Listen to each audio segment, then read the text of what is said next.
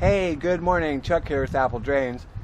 Today I'm going to show you a couple of different connections, bringing the sump pump out of your basement, crawl space, or out of the yard and tying it into different materials. Here we have a thin wall PVC, and you can see we've got a 4-inch T.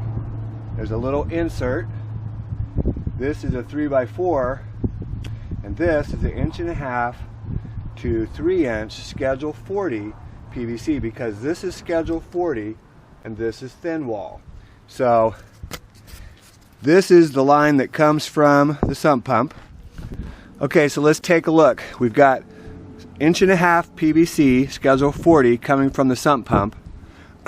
This is a Schedule 40 fitting, 1.5 on one side, 3-inch on the other. And what that does is it's just going to slide right on. You glue that. You've got to get a thin walled adapter. This is 4-inch, this is 4-inch on this side, 3-inch on this side, but it happens to slide directly inside of the 3-inch Schedule 40. It slides right inside the Schedule 40 fitting. I'm not going to push or glue anything here, but then you just need an insert that's going to go from thin wall to thin wall. That would slide in and be glued, and you would put all of this together with your T and glue it up. So you can kind of see everything here. We've got 1.5 Schedule 40 from the sump pump. This fitting, these are the fittings that are usually available to homeowners. If you go to a plumbing supply, it's a little bit nicer, but this is what's available at Lowe's and Home Depot. Costs a couple bucks more, but you know, it works great. Once this is glued up, this is solid. So we've got 1.5 to 3-inch Schedule 40, 3-inch to 4-inch thin wall, a piece of thin wall PVC, a thin wall T, and here of course, you could put a Y here, but here of course is our main line that's going to discharge away from the area. Okay, so now let's take a look at what it does when it goes to corrugated. What's nice about going into corrugated is it's got little teeth right here around the fitting. You can take this piece, push it hard, and it snaps right in place.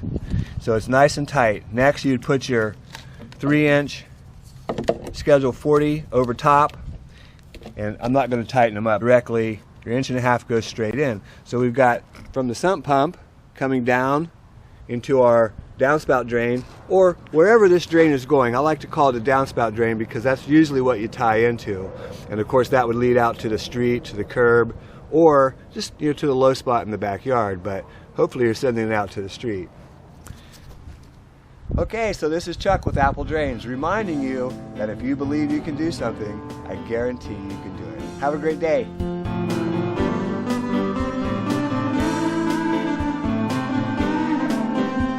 Hey, good morning. Chuck here with Apple Drains. Today we're installing the actual footer tile with gravel and perforated pipe, and we've got it stretched out there. And when you're all by yourself, you kind of roll out your pipe, pull it in, bring your bags of gravel in one at a time. Takes a little while, but I guarantee you can do it. So here's our pipe, all stretched out way over into the neighbor's yard. And now I'm pulling it into the crawl space, and we're going to take it all the way up to that front wall, which you can kind of see up there. And we're going to start laying some gravel and some pipe. Should take us about an hour, hour and a half, or take me an hour, hour and a half. This is a project that you could do yourself, but if you have a helper, it sure is a lot easier.